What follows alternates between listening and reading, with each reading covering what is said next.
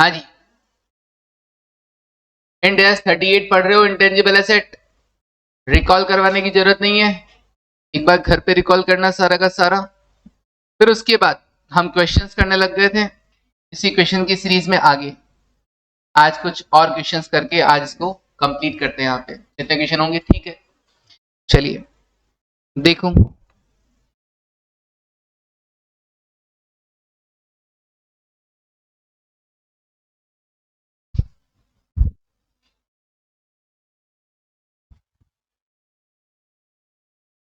On 31st March 2021, on 31st March 2021, ये सब CA की क्वेश्चन है, ठीक है ना। तो ऐसे तुम छोटी मोटी तैयारी नहीं कर रहे हो। Earth India Limited paid 50 lakh रुपए for 100% interest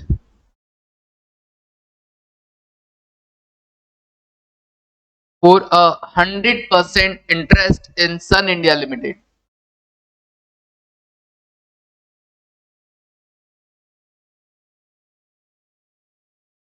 sun India Limited. पता है इसने क्या किया है? अर्थ लिमिटेड ने सन लिमिटेड का क्या कर लिया है? 100% इक्विटी खरीद लिया होगा, 100% interest in the Sun India Limited. तो क्या अर्थ इंडिया होल्डिंग कंपनी हो गया है? हाँ, ये पता है बिजनेस कॉम्बिनेशन की कैटेगरी में आएगा। जब हम बिजनेस कॉम्बिनेशन चैप्टर पढ़ेंगे तब बताएंगे कि अगर एक कंपनी ने दूसरी कंपनी का मोर देन 50% कंट्रोल एक्वायर किया हो तब भी क्या होगा, ये बिजनेस कॉम्बिनेशन की कैटेगरी में आएगा। ओके, अब बिजनेस कॉम्बिनेशन के तो रूल अपन ने पढ़ रखे हैं ना। हाँ sir, research phase, development phase कुछ भी अगर हमने खरीदा है तो वो हमारे लिए तो कैपिटलाइज करना होगा। अगर गुडविल के अलावा मैं आइडेंटिफाई कर सकता हूँ कि भैया ये इंटेंजिबल एसेट है तो मैं उसको उन्हीं नाम से अपने यहाँ पे इनकॉर्पोरेट करूंगा। हाँ, फिर अगर कुछ भी एक्स्ट्रा दे रहा हूँ उसके अलावा उनको ध्यान में रखते हुए उसके अलावा नेट एसेट्स के ऊपर अगर मैं कुछ दे रहा हूँ पीसी, तो वो गुडविल कंसिडर किया जाएगा। याद आ रहा है? ओके, तो Sun Limited at that date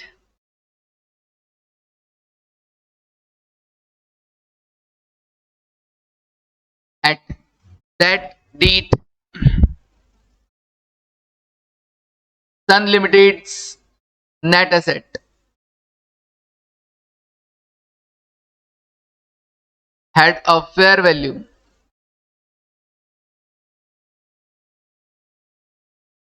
और याद है बिजनेस कॉम्बिनेशन में जो भी एसेट्स हम रिकॉर्ड करेंगे वो किस पे रिकॉर्ड करेंगे?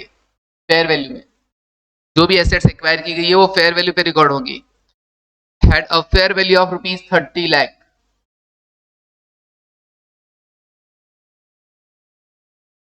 इन एडिशन, और इसके अलावा Sun Limited also held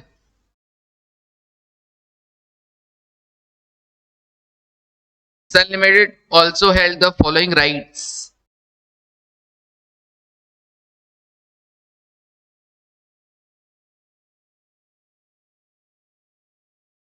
Following rights क्या क्या? ट्रेडमार्क, ट्रेडमार्क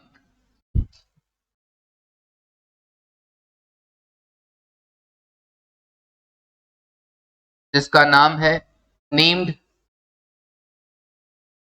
ग्रैंड,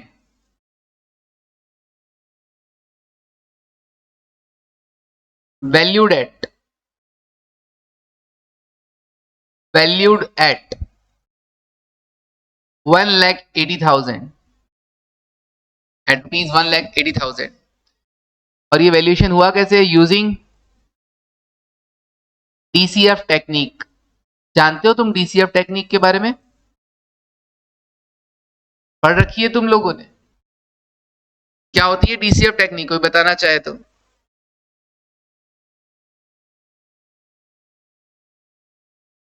बोलो। अरे डिस्काउंटेड कैश फ्लो टेक्निक डम्बूस, कैपिटल बस्टिंग, याद आया? फ्यूचर वैल्यू को डिस्काउंटिंग करना, एक होती है डिस्काउंटेड कैश फ्लो टेक्निक, एक होती है non discounted cash flow technique, याद है टीसीएफ टेक्निक? तो फ्यूचर में आपको कितना फायदा मिलने वाला है स्टेट मार्क से, उसका प्रेजेंट वैल्यू देख लिया गया बस। फिर उसके बाद second, sole distribution right, sole, salt नहीं, सोल, सोल डिस्ट्रीब्यूशन राइट, अच्छा अकेला डिस्ट्रीब्यूट करने का right, sole distribution rights to an electronic product, to an electronic product,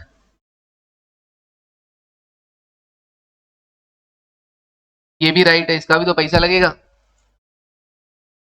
future cash flows from which are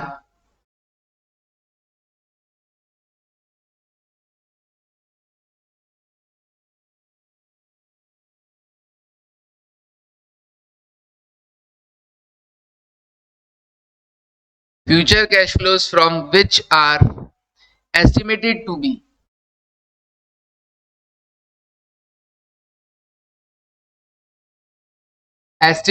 be rupees 1,50,000 per annum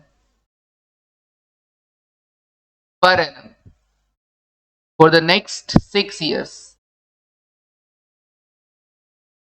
for the next 6 years, अगले 6 साल तक हर साल 1.5 लाख रुपए मिलेंगे। Full stop. डिस्काउंटिंग रेट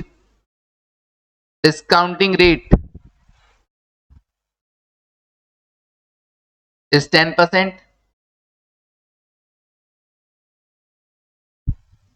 और आपको जो पी फैक्टर लेना है वो भी दे रखा है, present value interest factor annuity 10% 6 years is 4.36. calculate goodwill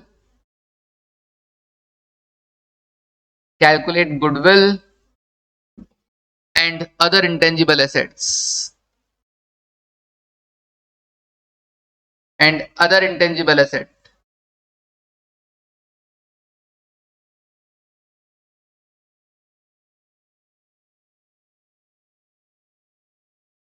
arising on acquisition,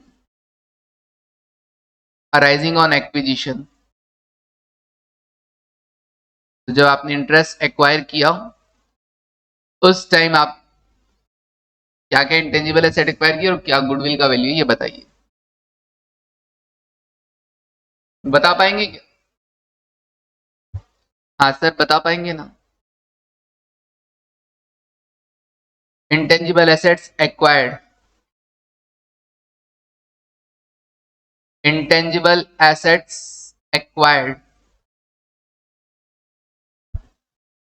जिसमें पहला तो क्या है, ट्रेडमार्क, कितने रुपए का, रुपीस, डायरेक्टली दे रखा था 1,80,000 रुपए। दूसरा सोल डिस्ट्रीब्यूशन राइट,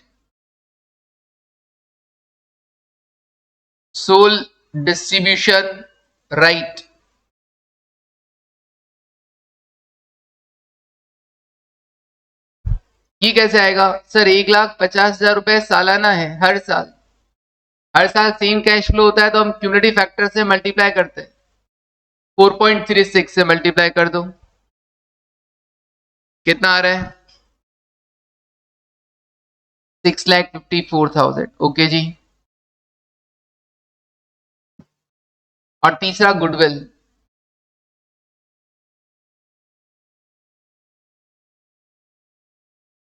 कैसे आएगा? जितना आपने एक्स्ट्रा पे किया है over and above the net asset, तो गुडविल कैसे आएगा? पीसी कितना है, परचेज कंसीडरेशन 50 लाख रुपए पे किए स्टार्टिंग में, देखो 50 लाख रुपए, 50 लाख में से नेट एसेट हटा दो, हाँ नेट एसेट्स एक्वायर्ड कौन कौन सी, कितनी, 30 लाख बता रहे हो? हाँ सर ये रही, फेयर वैल्यू उनकी है 30 लाख, और उन नेट एसेट्स में अभी तक इन दो एसेट को तो काउंट ही नहीं किया था, ये तो नेट एसेट्स गिवन थी, इसके अलावा वो ट्रेडमार्क, इनको भी तो काउंट करना है, सोल डिस्ट्रीब्यूशन राइट,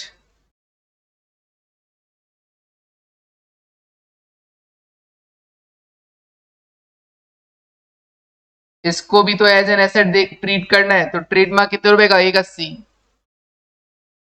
और सोल डिस्ट्रीब्यूशन राइट कितने का, 6,54,000। अब देखो क्या कुछ एक्स्ट्रा पे कर रहे हो क्या, दैट इज गुडविल, कितना, 11,66,000, ओके, 11,66,000, डन।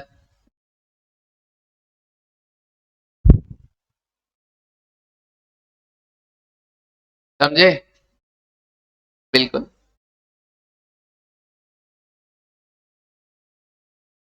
चलो फिर आगे बढ़ते हैं, next example, next example, easy था क्वेश्चन, बिल्कुल। चलिए फिर अच्छा क्वेश्चन करते हैं एक और। सन Limited acquired,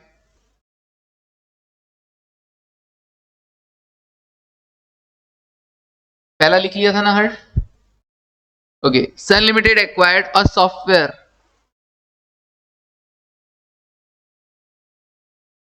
sun Limited acquired a software from Earth limited,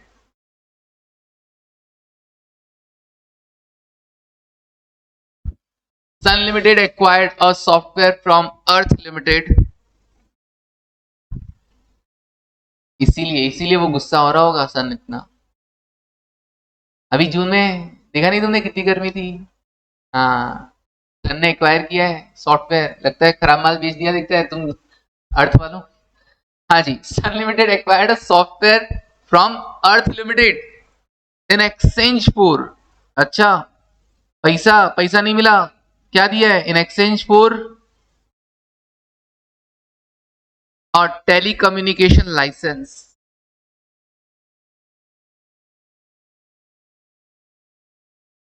telecommunication licence,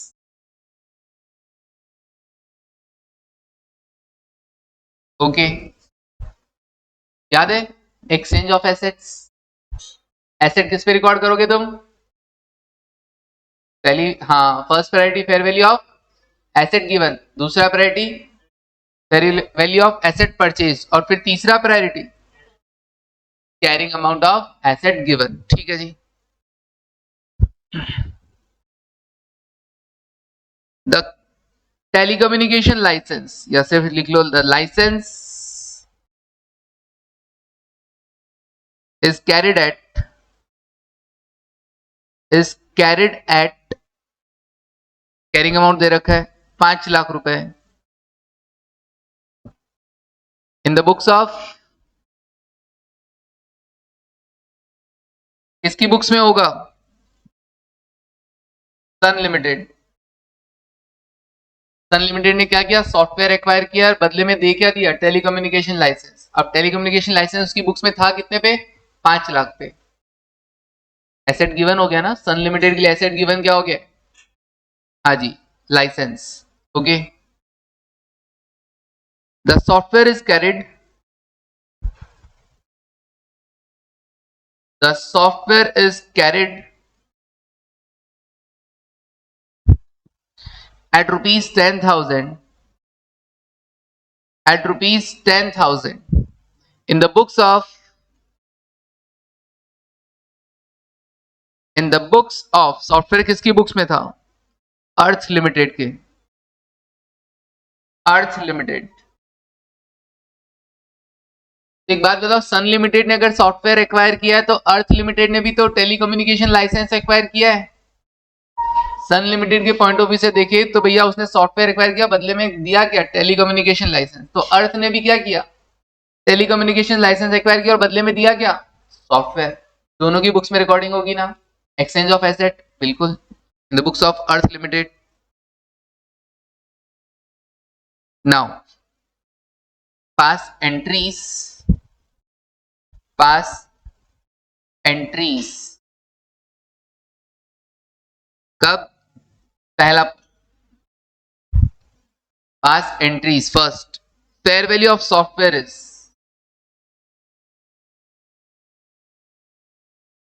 fair value of software is ₹5,20,000, 5,20,000 रुपए, and fair value of licence, fair value of license is ₹5 lakh.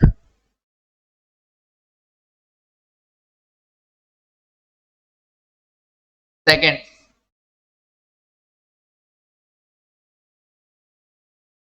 second case हो गया ये.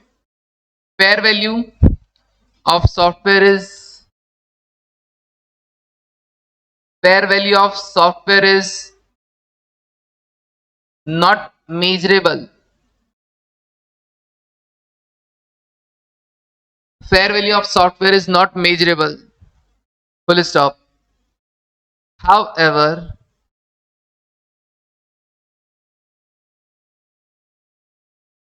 similar license is transacted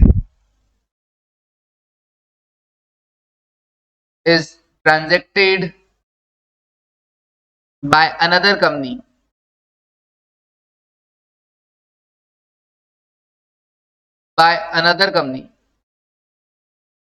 at 4,90,000. तो देखा जाए तो software licence का fair value मिल गया आपने को. बिल्कुल. एक तो फेयर वैल्यू हो सकता है भैया कि एक्टिव मार्केट हो उसका, एक्टिव मार्केट नहीं है तो ये देखो ना कि ऐसा ही कहीं ट्रांजेक्शन किसी और ने किया है क्या, इक्विवेलेंट ट्रांजेक्शन, तो वो फेयर वैल्यू कंसिडर कर लिया जाएगा. अब तीसरा, neither fair value could be reliably measured, या सिंपली लिख दो fair value could not be measured. अब क्या होगा?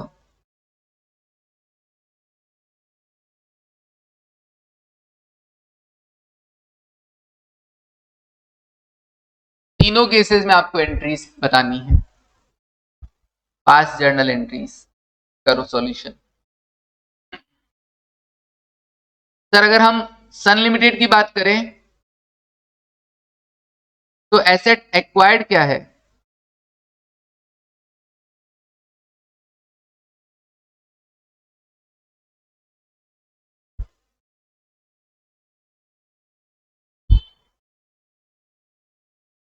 कौन कौन सी दो कंपनी? सन और अर्थ.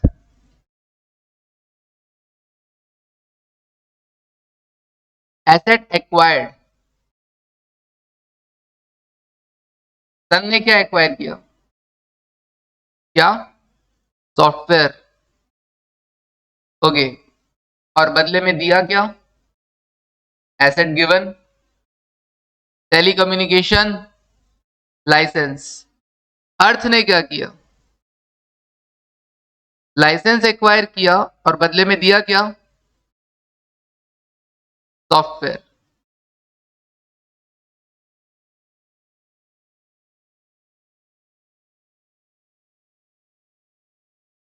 अब बस एंट्रीज तो करनी है, कर देंगे. फर्स्ट केस, सन लिमिटेड क्या एंट्री करेगा और अर्थ लिमिटेड क्या एंट्री करेगा? सन और अर्थ.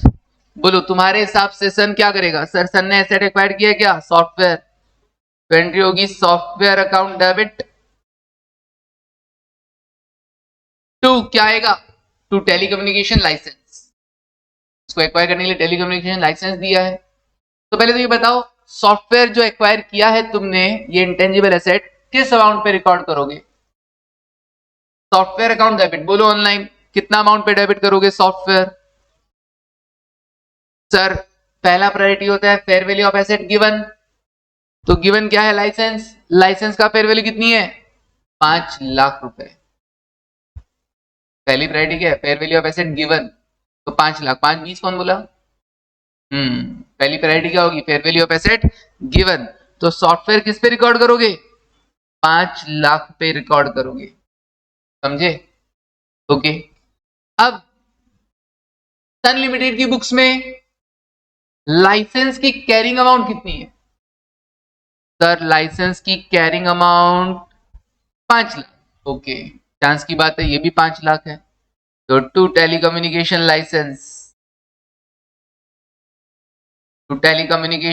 लाइसेंस अकाउंट कितना, 5 लाख। कोई भी डिफरेंस नहीं आया तो कोई भी प्रॉफिट या लॉस ऑन एक्सचेंज नहीं हुआ है, समझ आया। चलो अर्थ में क्या करोगे, यही एंट्री बोलूं,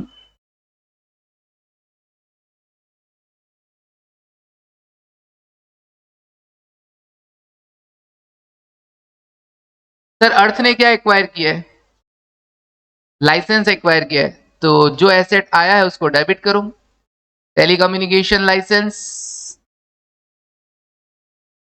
अकाउंट डेबिट, कितना अमाउंट से, बोलो कितना अमाउंट से, टेलीकम्युनिकेशन लाइसेंस डेबिट होगा कितना अमाउंट से, fair value of asset given. तो सॉफ्टवेयर का फेयर वैल्यू कितना था, सॉफ्टवेयर का फेयर वैल्यू 5,20,000, तो आप इसे रिकॉर्ड करोगे 5,20,000 पे। अच्छा, टू में क्या गया, गया क्या तुम्हारे पास से, सॉफ्टवेयर, सॉफ्टवेयर का कैरिंग अमाउंट कितना था, जब भी एसेट बेचते हो तो अपनी बुक से उसको हटाना होता है ना, तो उसको तो कैरिंग अमाउंट पे शो करते हैं कि नहीं करते हैं, बिल्कुल, कैरिंग अमाउंट लिखोगे क्रेडिट करोगे तभी तो वो तुम्हारी बुक से हटेगा। तो सॉफ्टवेयर का कैरिंग अमाउंट कितना था, 10,000 रुपए। ओके, तो टू सॉफ्टवेयर 10,000 और बाकी सारा टू प्रॉफिट ऑन एक्सचेंज,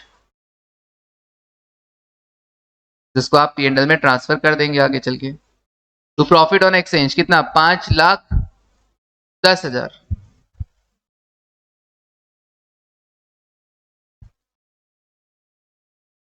अब देखते हैं दूसरा केस।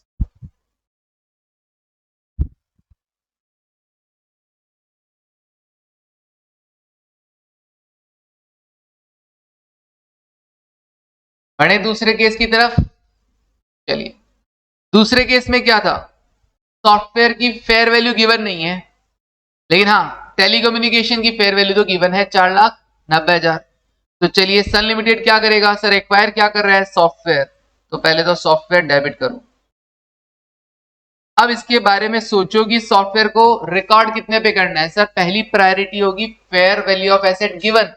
तो एसेट दे क्या रहे हो, लाइसेंस, लाइसेंस का फेयर वैल्यू है क्या, हाँ सर लाइसेंस का फेयर वैल्यू है ना, कितना, 4,90,000। तो सॉफ्टवेयर को रिकॉर्ड करोगे 4,90,000 पे।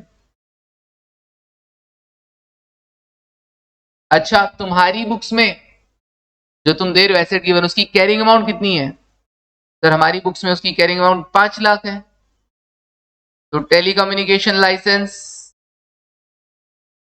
क्रेडिट होगा कितने से, 5 लाख से, तो भैया 10,000 का क्या हो गया, loss on exchange.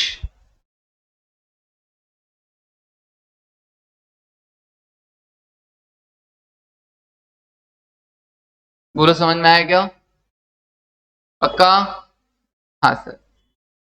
Sir earth limited की बुक्स में भी कर देते हैं। अर्थ लिमिटेड क्या एक्वायर कर रहे हैं, टेलीकम्युनिकेशन लाइसेंस, तो telecom licence account debit, Harsh कितने पे रिकॉर्ड करोगे, सर पहली प्रायोरिटी होती है fair value of asset given, तो fair value of asset given software, software का फेयर वैल्यू दे नहीं रखा है। दूसरी प्रायोरिटी होती है fair value of asset acquired, purchase, तो एक्वायर क्या किया, कम्युनिकेशन लाइसेंस है ना, तो उसका फेयर वैल्यू कितना, 490, तो आप इसे 490 पे रिकॉर्ड कर लो। बदले में दिया क्या, सॉफ्टवेयर, और सॉफ्टवेयर तुम्हारी बुक्स में था 10,000 पे, बाकी प्रॉफिट ऑन एक्सचेंज,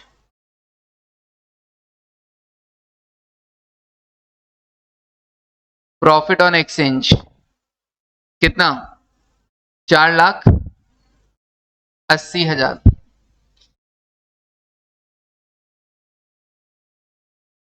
तीसरा क्वेश्चन,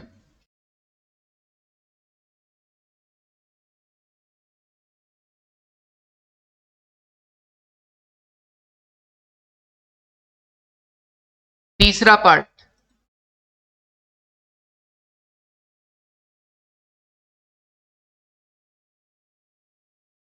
हाँ जी, क्या कह रहा है तीसरा पार्ट?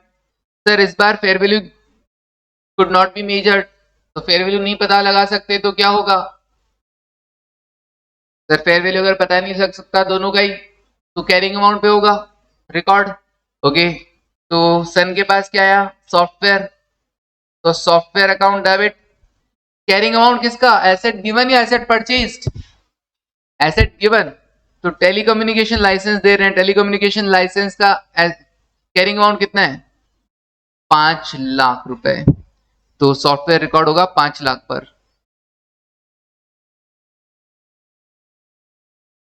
टू टेलीकम्युनिकेशन लाइसेंस,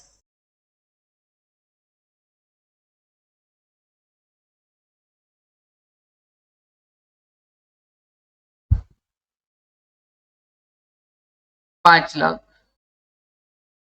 अच्छा जी, यहां पे टेलीकॉम लाइसेंस एक्वायर कर रहे हो, दे क्या रहे हो? सॉफ्टवेयर। क्योंकि फेयर वैल्यू पता नहीं है इसलिए कैरिंग अमाउंट लिया जाएगा किसका? Asset given. एसेट गिवन का कैरिंग अमाउंट कितना था? 10,000। तो टेलीकम्युनिकेशन लाइसेंस को रिकॉर्ड कितने पे करोगे? 10,000। अभी एक्सचेंज ऑफ एसेट प्रॉपर समझ में आया ना? अभी समझ में आया। अभी एक पढ़ रहे हैं, दूसरे का काम भी हो रहा है। देखा जाए तो इंडिया 16 का भी काम, ठीक है ना? हालांकि उसमें इंडिया 16 में भी हमने वो प्राइवेट जेट वाला क्वेश्चन किया था, प्राइवेट जेट खरीदा था, उसके बदले में शायद लैंड बिल्डिंग दिया था, ऐसा कुछ था, और कैश भी दिया था कुछ, याद आया? बट यहाँ पे और ज्यादा क्लियर हो गया, ठीक है ना? चलिए आगे बढ़ते हैं। नेक्स्ट क्वेश्चन, चलिए एक बड़ा सा क्वेश्चन करते हैं। Example,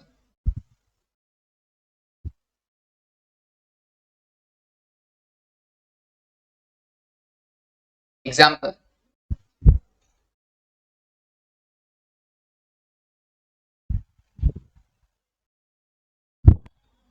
expenditure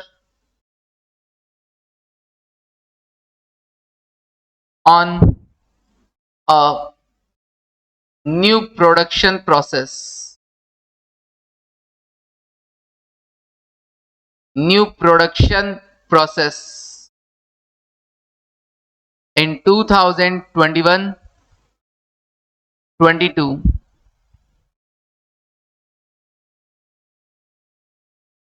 new production process है, ये हमारे लिए इंटेंजिबल एसेट होगा। जैसे तैयार हो जाएगा, अगर नया प्रोडक्शन प्रोसेस हमने तैयार कर लिया तो ये सिर्फ हमारे पास है, फिर हम इसका पेटेंट करवा लेंगे, राइट हमारे पास रखेंगे, कोई और यूज करेगा तो पैसा चार्ज करेंगे, राइट? इंटेंजिबल एसेट है कि नहीं है? बिल्कुल। तो 1 अप्रैल से लेकर 31 दिसंबर 31 दिसंबर तक खर्चा हुआ है 2,700 रुपए,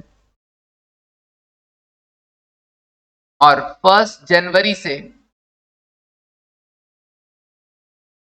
31 मार्च तक कितना?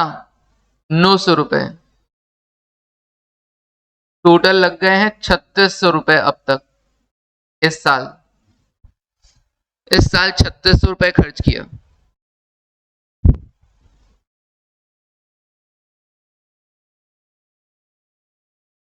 The production process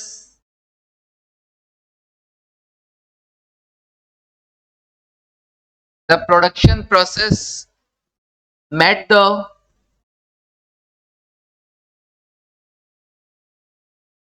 intangible asset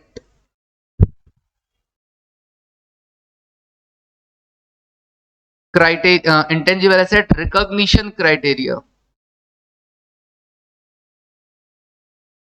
recognition criteria for development, for development। अच्छा, डेवलपमेंट फेज की बात कर रहा है।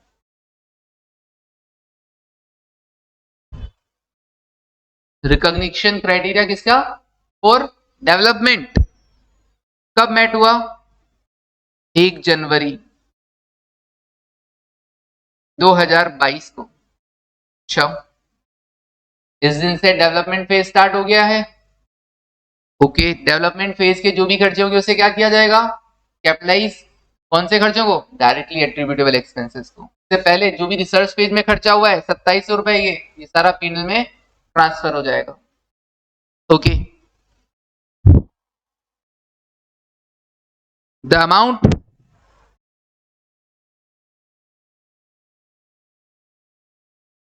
Estimated to be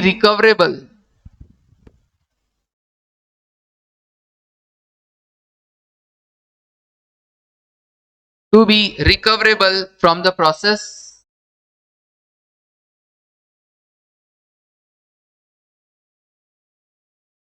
is rupees 1000,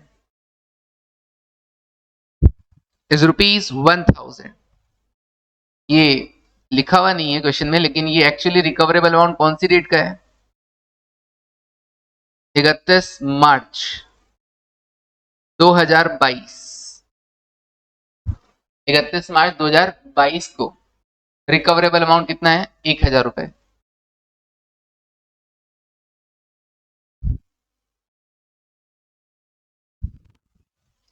question आगे क्या कहता है, expenditure incurred in financial year 22-23,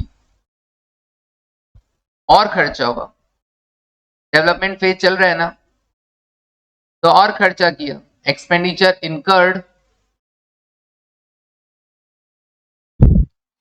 in financial year 2022-23 is ₹6,000।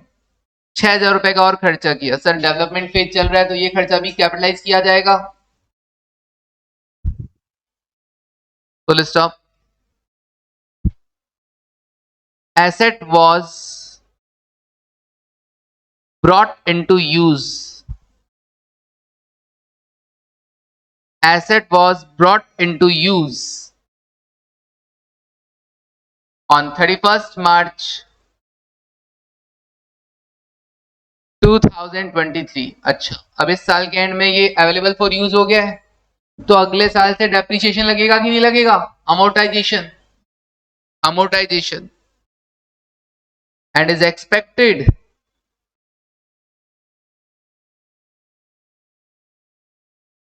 expected to be useful for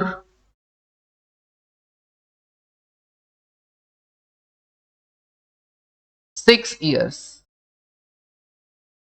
6 साल तक ये हमारे लिए यूजफुल होगी, यूजफुल लाइफ 6 साल। तो उसकी कॉस्ट कितनी सर, 900। समझना,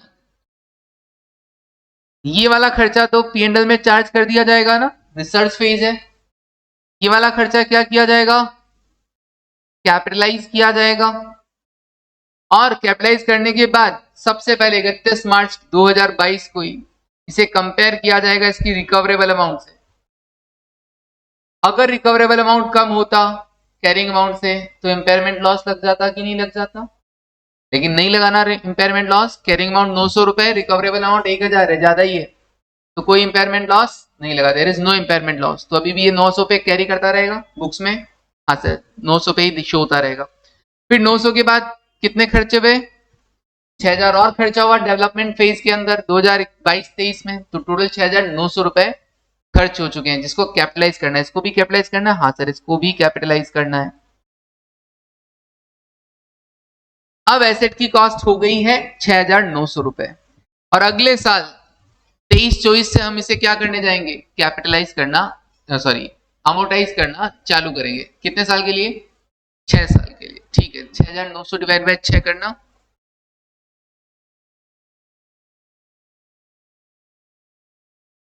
ओके 1150। हर साल कितना अमोर्टाइजेशन होगा, 1150। आगे लिखो, as on 31st March 2024, as on 31st March 2024, 31 March 2024 choice को, द अमाउंट या रिकवरेबल अमाउंट डायरेक्ट ले लो, the recoverable amount recoverable is कितना 5000, 5000 रुपए रिकवरेबल अमाउंट है।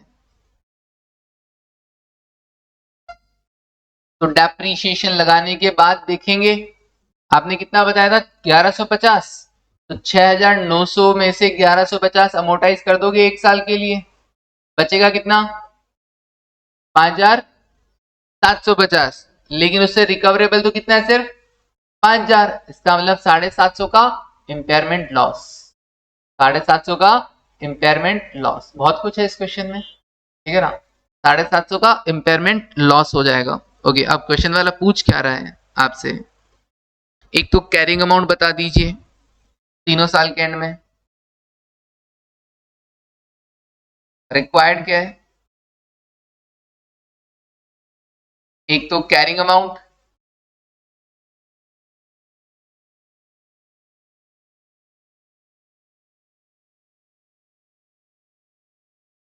At each year and,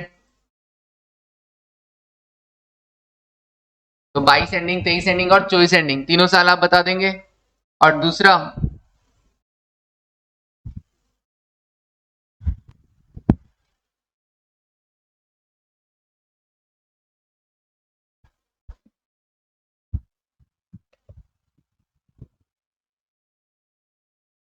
amount charge to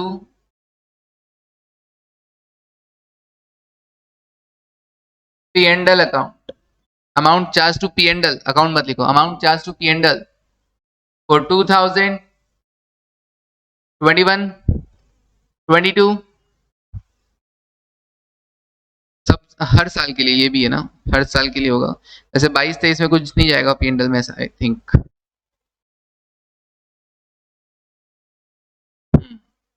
21, 22 and 22, 23, 23, 24, 22, 23 में तो कुछ जाएगा ही नहीं P&L में, 21, 22 भी इसलिए दिया है कि आपको गुमराह कर सके, P&L में तो मेनली 23, 24 में ही जाएगा। चलिए, काफी बड़ा क्वेश्चन हो गया है, लेकिन कोई बात नहीं, समझ में आया क्या, बोलू बोलू, हाँ सर समझ में आया। अब अगर इसको मैं टाइमलाइन पे बनाना चाहूं तो बन जाएगा क्या, हाँ सर, सबसे पहले क्या देखना एक बार, है ना, सबसे पहले 2021-22 है ना, तो 2021-22 में क्या होएगा सर, 2021 और 2022, मार्च 22 और अप्रैल 21, कितना सर, अप्रैल से दिसंबर 2700 खर्च हुआ, अप्रैल से दिसंबर 2700 खर्च हुआ, और फिर जैन से लेकर मार्च 900 खर्च हुआ, ठीक है, इस खर्चे को तो अपन हैंड टू हैंड क्या करेंगे, ट्रांसफर टू P&L, क्यों, क्योंकि अभी तक ये क्या चल रहा था, रिसर्च फेज चल रहा था, इस खर्चे को क्या किया जाएगा, कैपिटलाइज किया जाएगा,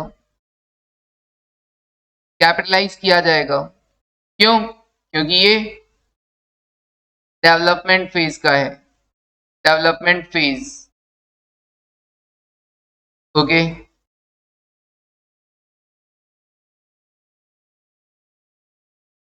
तो अब 2022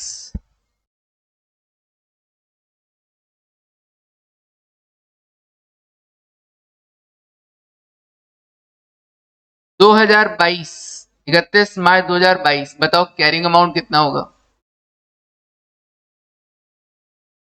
कैरिंग अमाउंट कितना होगा sir, carrying amount of intangible asset तो उतना ही होगा ना जितना आपने कैपिटलाइज किया है, तो कैरिंग अमाउंट कितना होगा 900 रुपए, और इसी दिन रिकवरेबल अमाउंट कितना बताया, रिकवरेबल अमाउंट 1000 रुपए। सो देयर इज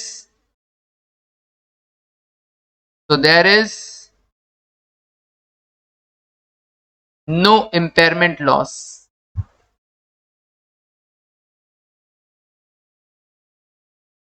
समझ में आया क्या यहां तक? फिर उसके आगे 2022 से 2023,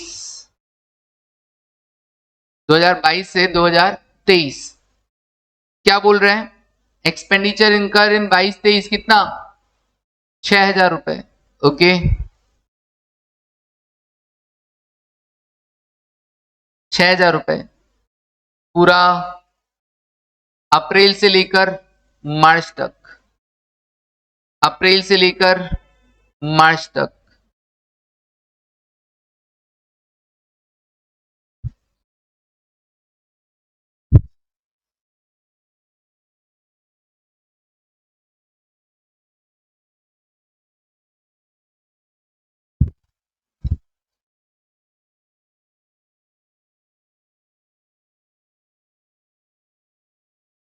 अप्रैल टू मार्च 6000 रुपए लगे।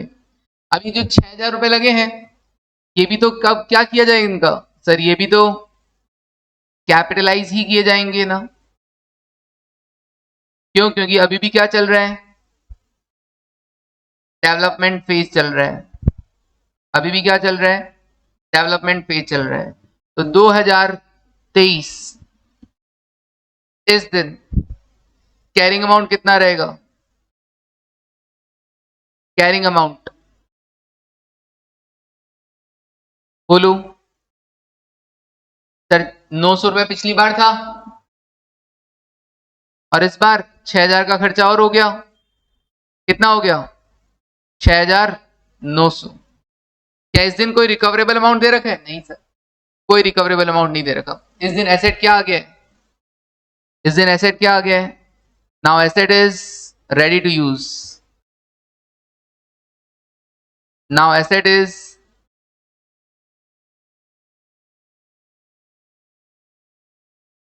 Ready to use. Development phase खत्म, डेवलप हो चुकी है। अब जैसे ही रेडी टू यूज हो जाएगा अब इस पर क्या लगने लग जाएगा, अमोर्टाइजेशन लगने लग जाएगा। ओके,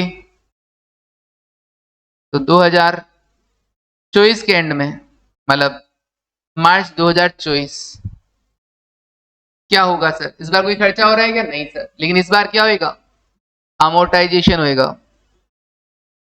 अमोर्टाइजेशन कितना सर, 6900 रुपए है, 6 साल यूजफुल लाइफ थी, तो कितना हो जाएगा 1150। तो इस दिन अब कैरिंग अमाउंट कितना आएगा, carrying amount sir, carrying amount इस दिन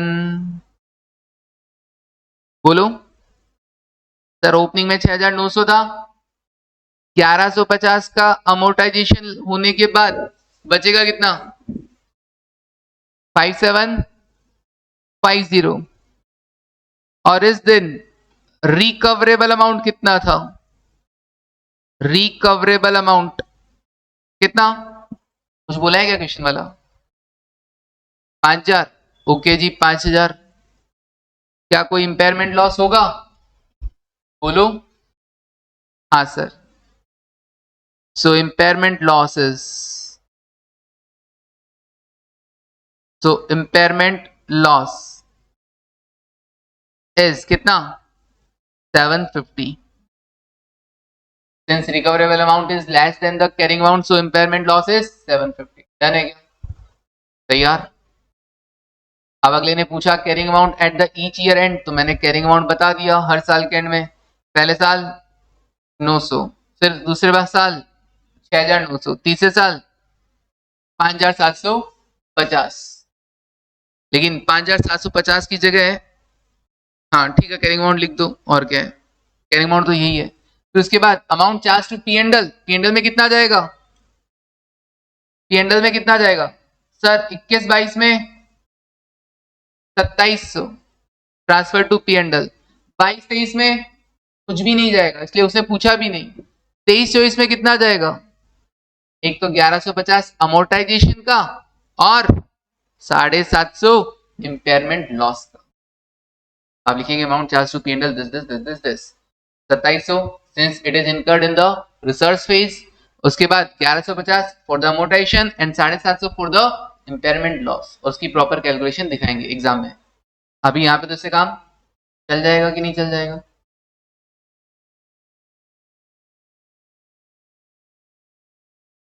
कम कर देंगे, एसेट की वैल्यू को वापस कम कर देंगे। एसेट वैल्यू अभी कितनी है? 5750 है ना। Now revised value, now revised amount, now value of asset लिख देते हैं in balance sheet. Now value of asset in balance sheet कितना आ जाएगा सर? 5750 में से 750 हट जाएगा और ये रिकवरेबल अमाउंट पर शो होने लग जाएगा। अब हाँ, अब इन फ्यूचर इस 5000 पे अमोर्टाइजेशन होगा। 5000 डिवाइड बाय 5, हर साल कितना? 1000 रुपए। 5 क्यों किया? एक साल तो बीत गया ना। ओके, चलिए तो आप है ना कैरिंग अमाउंट भी ये लिखना, ठीक है? कैरिंग अमाउंट अब यही लिखना और रिवाइज कैरिंग अमाउंट ये लिख दो, क्योंकि अब ये कैरिंग अमाउंट ये होगा, डेप्रिसिएशन इसी पे लगेगा। Now revised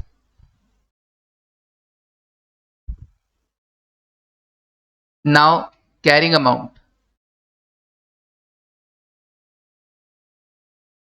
of asset in balance sheet कितना? 5000। फाइनल आंसर ये एक्चुअली देखा जाए तो ये तो लिख देना बिफोर इंपेयरमेंट लॉस और फिर लिख देना क्या? After considering impairment loss. Sir अब हम बना ले? हाँ बना लो।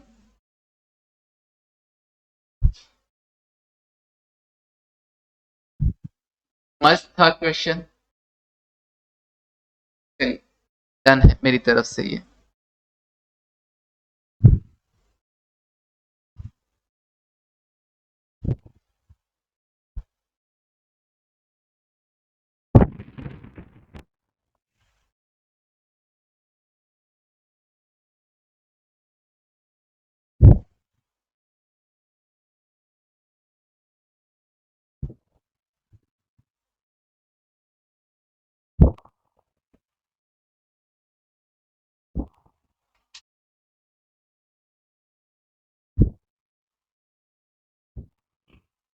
और क्वेश्चन जब भी दिए जाएंगे आपको शीट में दे दिए जाएंगे, यहां तक आप लिख लीजिए।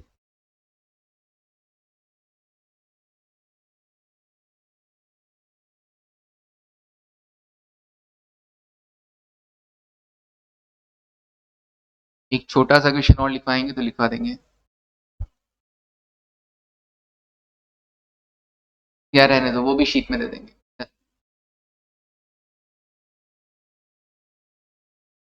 तो क्या लगता है इंटेंजिबल एसेट समझ में आया होगा क्या? बिजनेस कॉम्बिनेशन वाला भी कर लिया अपन ने देखो क्वेश्चन, और इम्पेयरमेंट लॉस वाला भी देख लिया, यहाँ पर अमोर्टेशन भी देख लिया। सेम ही था सब कुछ। Mainly research phase, development phase ही अलग था, ये देख लिया अपन ने। तो बड़ा करना है क्या? तुमको दिख रहा था क्या?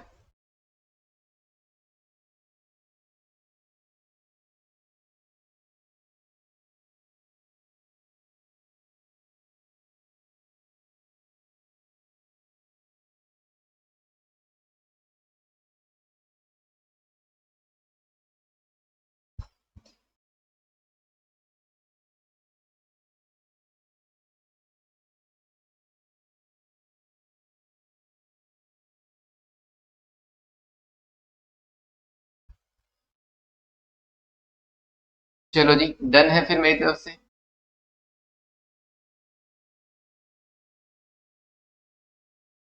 तो okay, thank you, take care and